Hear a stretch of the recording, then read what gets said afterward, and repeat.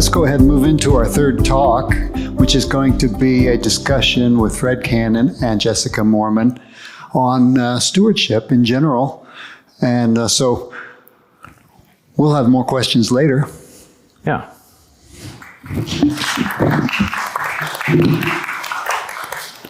So as an introduction to this, we were going to have some other person give a talk that would have been really interesting, but their health precluded them from coming. So then as part of the committee of review, we thought, well, what can we do? And we thought of several different things. But you know what? Jessica is on her way back from her in-law relatives in Australia. And she thought, well, if I'm coming through San Diego anyway, I might as well come to this conference. So since she's here, we wanted to make this a wonderful experience for you all to be a part of this. So we met over breakfast and talked about kinds of things we could do to get a conversation going, and then you can join in questions. So Jessica, the first question would be, you did this work in Washington, D.C., and you garnered a lot of data about temperature, and you planted a bunch of trees. And a thing I think we want to emphasize to all of you is a whole lot of people can be doing small things that together make a big impact. And so I just want to, let's start by, can you talk about that and give some thoughts about what was that like and how did you get the information and so on? Yeah, and again, thank you so much. It's great to come back here to discuss more. And just as you said, Fred, a lot of hands make for light work, and when we all work together, that cooperation side of things, we can really make a difference. And so, yeah, it was a real exciting time to be able to do that study in my hometown of Washington, D.C. Because often, whenever we think about climate change and global warming, we're thinking about it again at that global scale, and it can get lost, the local impacts there. And so I can tell you it's been powerful to do that heat mapping study in my own city. And what was really exciting was that was a kind of a pilot program, and that NOAA is now funding these heat mapping studies for cities across the United States. And they've been doing this for about 5 years now. And so we're getting more of these local maps that are helping us inform how we can do climate solutions at that local scale. And so what that looked like of what we did, it was engaging in citizen science, which again, this is another thing as we're thinking about how can we engage our neighbors, our friends, our family in science. This was a really great example of getting people's hands dirty in a good way to find out what climate is doing in their own local communities. And so what this looked like is we were on heat wave watch for that summer that we did it, and planning out when we were going to launch this campaign. It depended on when an actual heat wave was happening in Washington, D.C. And whenever we got the word that it's looking like we're getting sustained temperatures over a certain threshold, I can't remember what it was at this time, but we're going to deploy. And we had a team of citizen science volunteers who put, as we talk about scientific innovation, put these temperature monitors hooked up to their car. And it ended up being a pretty simple contraption, but it was high enough that the heat from the car itself wouldn't impact those temperature readings. And we went out and did mapping on different routes of the city streets 3 times that day at 6 a.m., at 12, and again, I think at 3 p.m., and mapped those temperatures across the day and got that diurnal cycle of heat across that heat wave. And then using spatial interpolation and machine learning, took those transects and got that map. And what was really fun was I wish I had it here now to show you. My son, he was I think about 3 or 4 at the time, was helping put the temperature sensor on the car. We had other folks who went by bike to biked around town to get those transects. But it was a really great opportunity to bring climate understanding home literally and in a really tangible way. Yeah. You talk. We'll talk for some time, and then we'll let you guys bring in. So you were very humble and not talking about the Evangelical Environmental Network very much, but I wanted to give you the opportunity to talk more about what you do. You emphasized that it's, shall we say, non-political or both political or all the political or whatever. So. Absolutely. Yes. So at the Evangelical Environmental Network, we are a nonpartisan nonprofit organization that focuses on bipartisan solutions of bringing people together around solutions that can make our country and our citizens healthier. And again, we really focus on health. And you may have noticed in the talk, a focus on human health, not as much as the impacts in terms of biodiversity, which are often talked about a lot. But again, we find that really bringing home that health message really has been broken down barriers and opened up hearts for people to consider the impacts of climate change as a threat that's here and now and real. And so we go about doing this a couple different ways. But I want to emphasize we're a network. And so it's really those who get involved, who drive the work that we do. We focus on education. So education in churches and equipping church members, church leaders to have climate change creation care conversations in their community. And again, really tailoring that to let's customize and contextualize climate for what does your community care about? What is your church community? What are their missions? And what is that creation care climate change connection there? So you can integrate creation care into your church's ministry or the work on your college campus. That's what our young evangelicals for climate action are doing, are focusing on college campuses. So we have that educational component, but then we have the advocacy component as well, because what we find is that for a big problem like this, we need a lot of solutions, and a lot of those solutions require policy change to get the funding to do the carbon capture that Terry was speaking of. We need policy change to unlock research funding to do that. And we need policy change to make sure that we're putting together the best strategies to ensure that we've got good pollution control. Fred, something I know that you're really an expert and have a lot of familiarity with. And so we focus on that advocacy and really, again, lifting your voice. As citizens, and we are part of our democracy is to give our voice, share, interact with those people, with the folks who represent us. And again, coming to that with a scientific expertise and as people of faith, our voice really matters. And so we like to we come alongside and help reduce those barriers. It can feel a bit daunting sometimes to reach out to your elected officials, but those are whether that's through emails, calls, or even in person or virtual meetings, that's something that we love to facilitate. And so we've got, if you go to creationcare.org, if it's something that you're interested in getting involved with, our partners program is where we're training folks to engage with their churches. Our champions program is you want to lift your voice for advocacy. We send tailored advocacy opportunities to you. And so just encourage you to check out creationcare.org to get involved. Yeah, so as we talked, you're talking about a lot of times you go to churches and you say, hey, you're wasting 30% of your energy. Let's kind of look at that together. Have a conversation like this. This is a church. What kind of things would you be bringing up as you talked with the church, and what kind of answers are you getting from them, and where does that conversation go? Yeah. What I've actually found, again, it can feel hard to even start that conversation.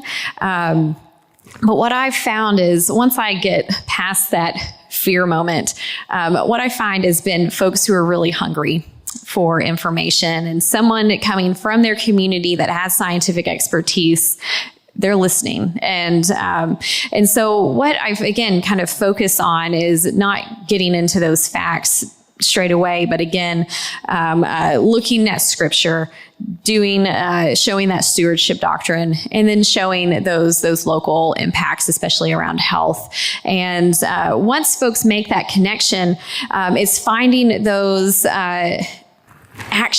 those ministry actions, ways we can get involved in God's mission through that creation care lens. And so walking folks through what's that great fit for mobilizing volunteers in the church to get behind something. And something that I always say is, wow, if you get the church behind something, watch out, because change is happening. But Fred, I wanted to ask you, we've talked a lot about what we can do at church, in our church communities, as a professor, as someone who is leading students. What are some things that faculty, professors, students can do on their university campuses? Yeah, so there's some people here that are students and some people that are faculty and so on. It's life in the fast lane. So a third of the time we're in the classroom, a third of the time we're writing journal papers or proposals, and a third of the time we're wandering around the country interfacing with people. I've interfaced with a lot of industry. I go into their shop and I say, what are you throwing away? What is it that you do that causes pollution? And I say, would you rather make money on that instead of throw it away and cause pollution with it? And that starts a pretty interesting conversation. And so for probably about 25 years, I worked with several foundries, for example, where through that process, we cut their pollution by half. We moved their scrap rate down, which is a measure of how much you're throwing away and you have to just melt again. And when we say we cut down their use of materials, it's like how many rail cars of coal they don't have to use anymore because they're using our process, which involved advanced oxidation. So we made a network of industry, small business, and us as faculty, and process that through the National Science Foundation. They have a goalie program. One of the things I'm proud of is I have a record for the most goalies of anybody that's worked with NSF, 14. Just keep working with industry on how do you cut down pollution. So that the whole concept of what about the environment has gone through several steps. At first it was a subset of civil engineering. Then it was sanitary engineering. That's how you clean up wastewater. At that time, the Cuyahoga River in Ohio burned. Everybody's thinking, I don't think rivers are supposed to burn, And then it went to environmental engineering and environmentalism, you might say, to pollution prevention, to what about climate change? And now it's about sustainability, which is a much bigger thing than all those things. And at a typical university, there could be hundreds of faculty that are involved in this kind of thing. So in my journey, I had NSF funding for 25 consecutive years. We've published about 120 refereed journal papers on our research. Probably made about $2 billion impact on different industries. Won an environmental lawsuit. Those founders probably saved about $100 million. And it's just one step at a time, you can make a big difference.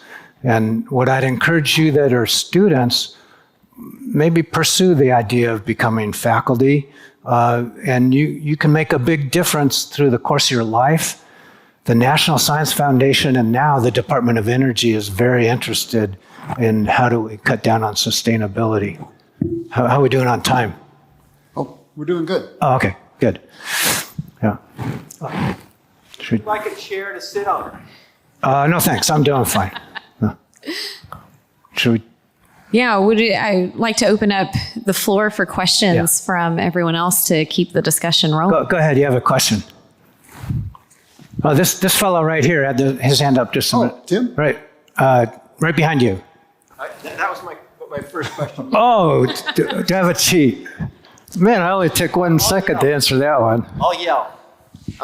My first question was would you like the chair to sit on? The second was, and you've already answered it, was, okay.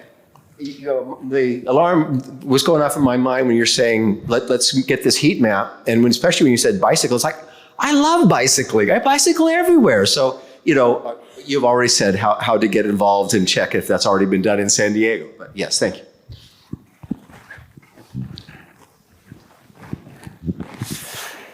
Yeah, I guess my question sort of revolves around the idea that currently a lot of science and climate science is happening in, I guess, Western universities, sort of in the US and Canada and Europe.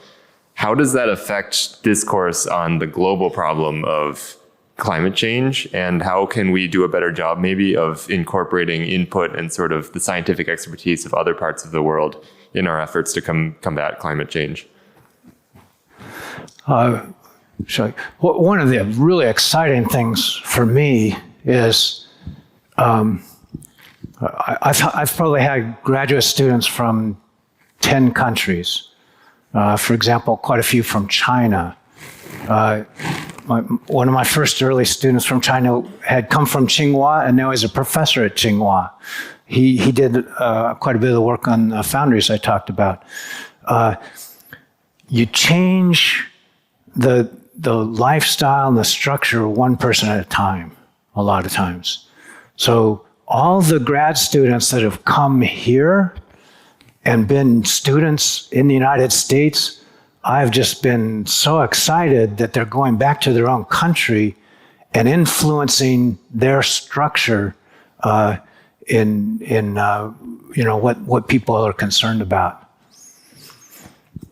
Yeah, and I'll just add,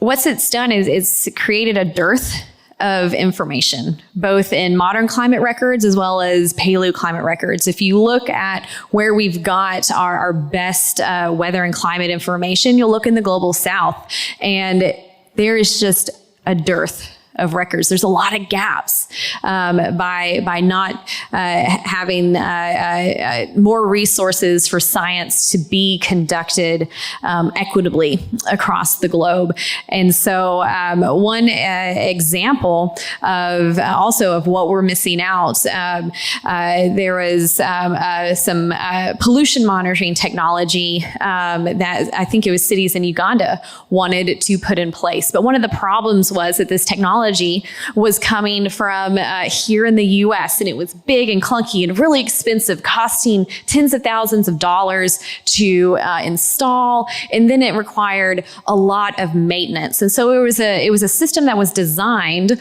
for here in the US, where you can get folks the expertise to go and repair it, had the funding to put that in place, but it wasn't going to work for cities in Uganda. And so the local university came up with, researchers and students there came up with a new design that was just astronomically less cost to produce, easier maintain. It was small and could deploy, allowed them to get really, again, micro mapping of pollution across the city instead of just plunking down one very expensive, large monitoring system.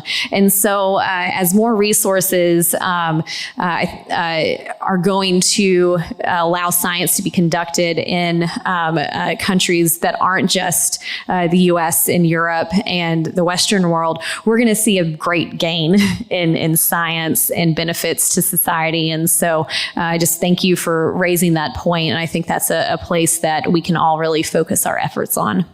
Yeah, and technology appropriateness, I'll give two examples. My son at Stanford participated in a program where they tried to figure out how can you make solar-powered lights for less than $10 in India. And they figured out a way to do that, and then a company was set up there to make those over and over again. Another example is a fellow went to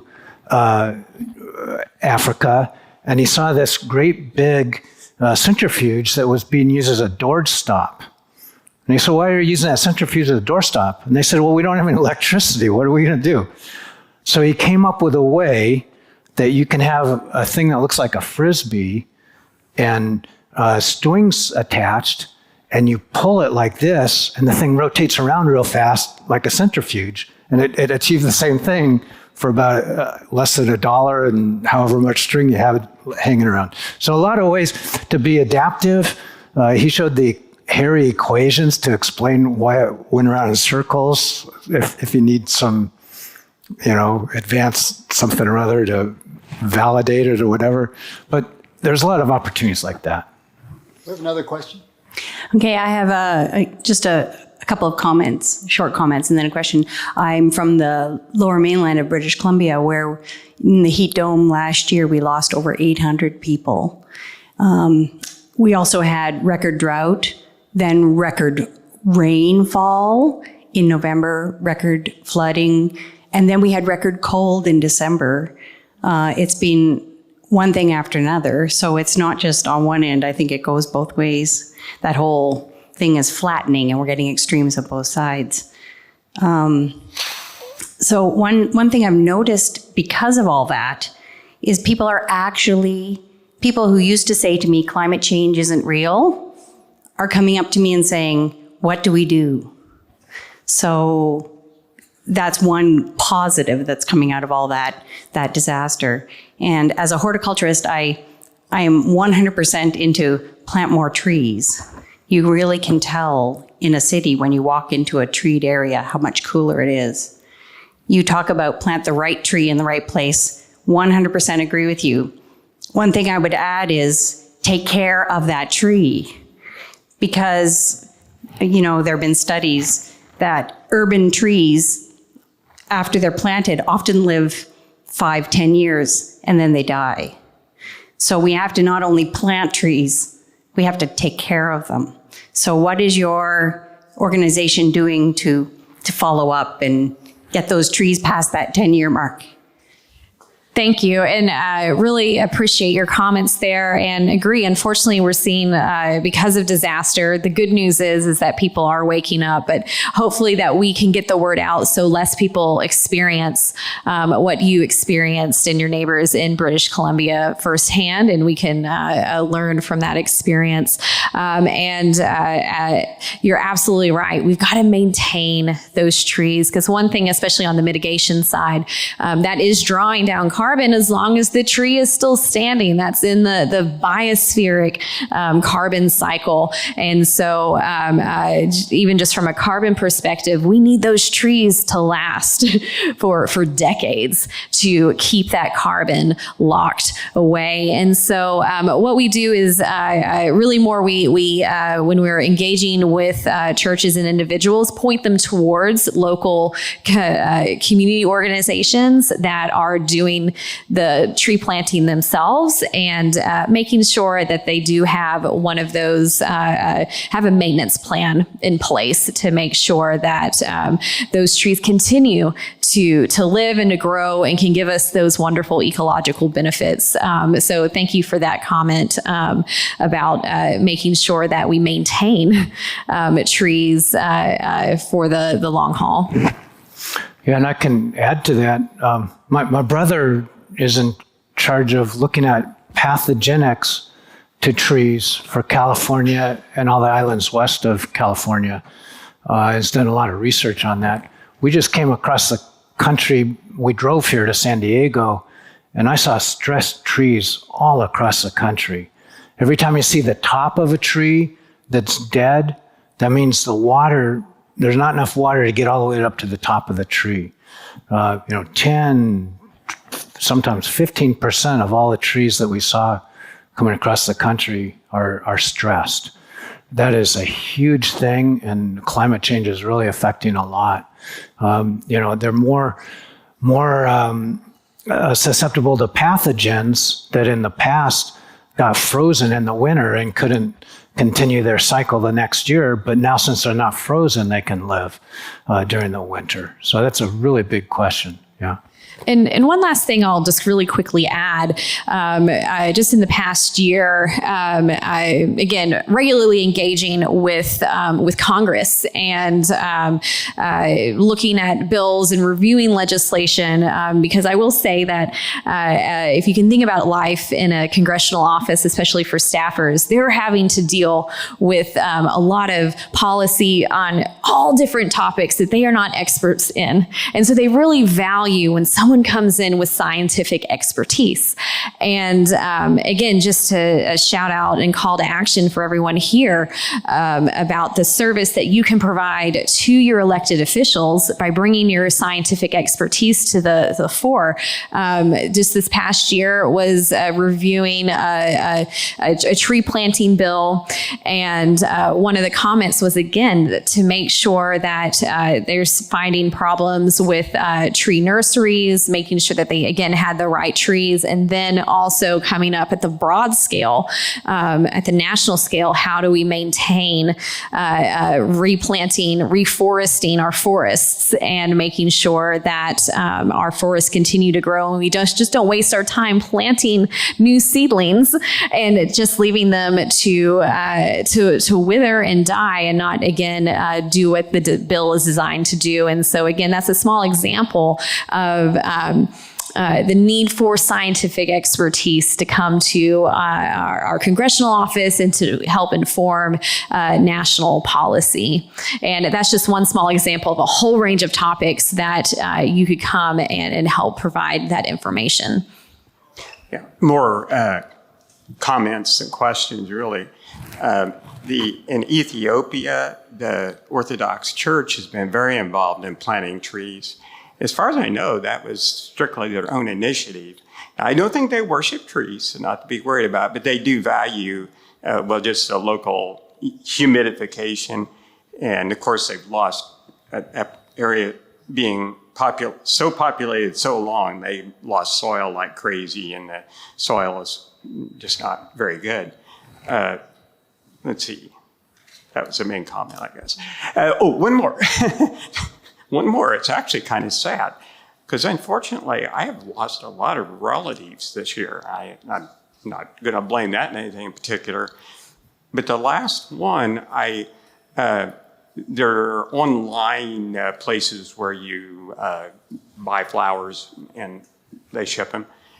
But also, and unfortunately, that industry does tend to take advantage of people a little, because the flower costs are incredible. But one of them they just tack on there is plant a tree, which wasn't much. And at first I thought, they're just tacking stuff on here. I said, well, why not? Plant a tree for this relative. I'm not sure exactly how that works. It's in their name. I don't think they get a plaque on the tree.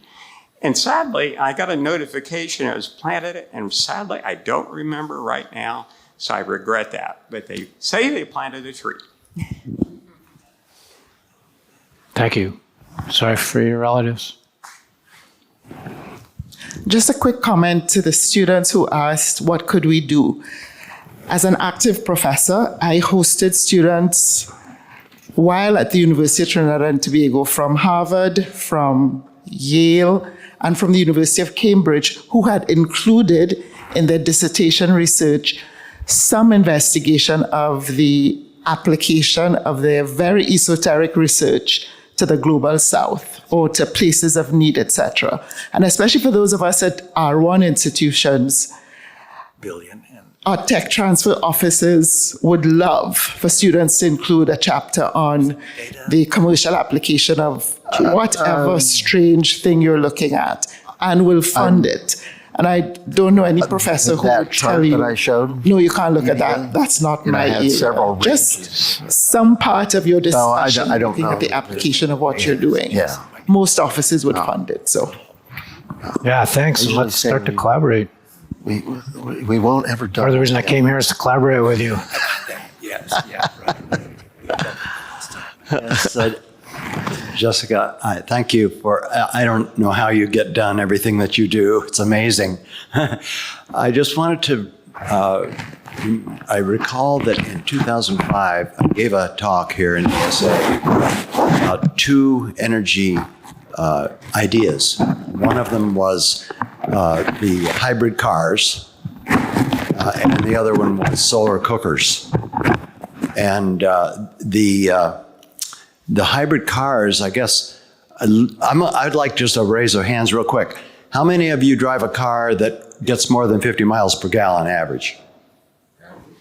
Yeah, average more than 50 miles a gallon. Okay, I don't see any hands.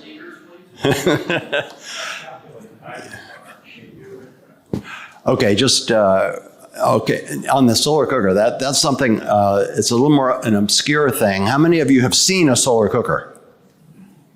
Okay, one or two, three or four hands. Okay, these are a couple of technologies that I think, you know, Mahatma Gandhi said, you know, start where you are. You are the change that you want to make in the world. Here we are with ASA, we have a faith motivation, we have a science knowledge, and we still have a ways to go in becoming and doing things that are solutions that can help a lot of people and the climate. So I think this just brings the issue right back home.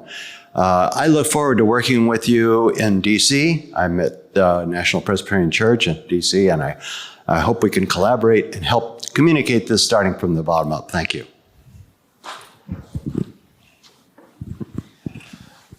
A couple comments first. I live locally.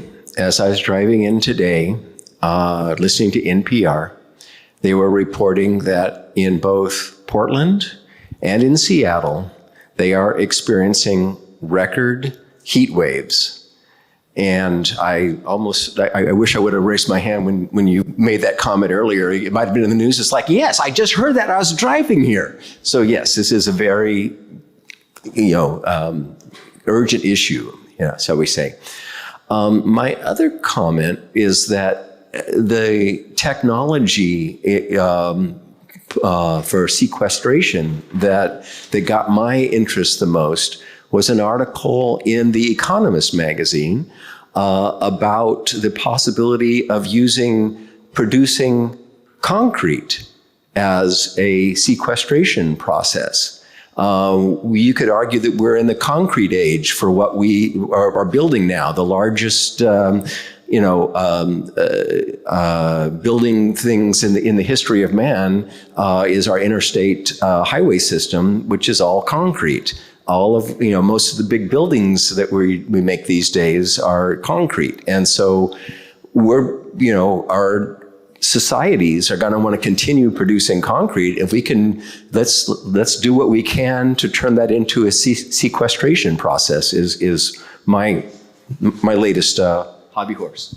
Yeah, so to make concrete, you start with calcium carbonate and you release the CO2 from it. And that gives you the lime that you then slake to add the CO2 back in. So that isn't a net favorable thing, but I've collaborated with a fellow that's figured out how to get around that, and he's in the Bay Area, and we actually submitted a proposal on this. That's as far as it got, actually, unfortunately. Yeah, and I'll just say it is a really exciting time to be in science and in engineering. While I was at the Department of Energy for a couple years, I was in their Office of Science, but I love that I got to collaborate across the department. And one of the most exciting offices there was the Advanced Materials Office. And they are coming up with some just incredible innovations and solutions and creative ways to to incorporate carbon into new materials. And again, just as Forbes says, the greatest time for innovation. I absolutely believe it. And especially if we can really get at developing a circular economy and just getting really creative of reusing materials really well, and like putting CO2 where we can sequester CO2 in all different places is just really exciting. So a quick comment and a question, Jessica. The comment is, to get to your point, the ASA has a large number of engineers, and two of them, Fred and here, and Bill Jordan is not here, but our president, are both in the areas of sustainability and engineering. They've taught these kinds of things, and Fred in particular on carbon, as you know. So it isn't that the ASA doesn't have the expertise. We have lots of people engaged. And I think this morning was taken by your comment, several people mentioned it, that it's what can I do? It's not some distant systemic thing. It's not government doing something. What do I do to love my neighbor? As one of my colleagues said, work is the expression of love for your neighbor. And Denise Margaret Thompson mentioned something here about urging graduate students to take on sustainability projects for the Global South. And so my question, I was taken by your journey. You were in a geology class in a secular university, and the Holy Spirit spoke to you in your heart, and this brought you on this marvelous journey. But I'm wondering if there's anything we can do systemically and organizationally to be intentional about professional formation. And we mentioned last night your academic genealogy. We talked about our ASA genealogies, those people in this organization that influences. So I'm thinking about being an influence and being influenced by, and if you can take from where your journey went and suggest how organizationally we could do those things.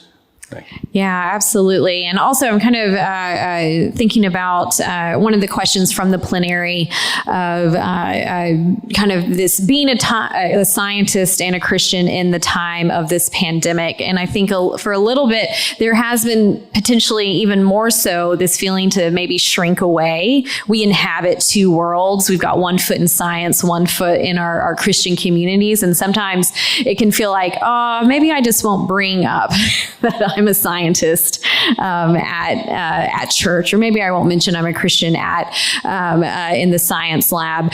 And what I'll say is that to my journey, one thing that I left out was it was really hard to say yes to that calling to study geology, because I had this feeling that I couldn't be both, that this was a controversial choice. And God was so good. He put the right person in my path as I was making that decision. One of our youth leaders at church, one of the parents of one of my friends, came up to me. We were just chatting. It's like, oh, what are you going to study? And I just spill my guts to him of what I was trying to make this decision of what to major in college. And can I study geology and still be a scientist and all this stuff? And he just listened really patiently to me.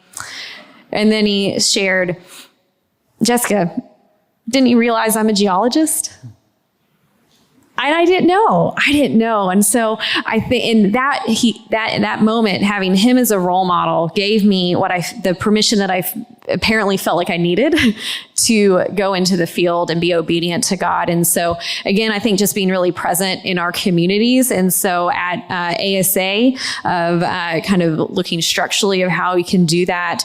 Again, I think it's just being, again, that encouragement, those cheerleaders to continue to engage, finding those ways that we can engage our church communities in that. And especially as it comes to sustainability at the Evangelical Environmental Network, we want to come alongside you to reduce those barriers to engagement, to begin to strategize with you what it does it look like within my context, and would love to partner with the ASA in doing that. Because again, I just want to affirm this is a really unique community, and a community that is needed to bring people together in this highly polarized world that we live in right now. Dominic says I always have more to say. He knows me so well. I love what you said in your story, and I want to remind us of Francis Collins. There was a moment in a hospital with a Christian woman who said, this is, he noticed his story. He noticed they were dying well. And she said, well, this is what I believe. What do you believe, doctor? I think there's so much we can do in those moments. And people were asking us in the ASA, what can I do? And I think we need to pause and realize, what's in your hand? What's God given you? This opportunity, this moment. And this weekend has been a marvelous expression of that over and over again. So I thank you so much. Lord bless you. Well, our good friends have worked overtime. Let's show our appreciation for this.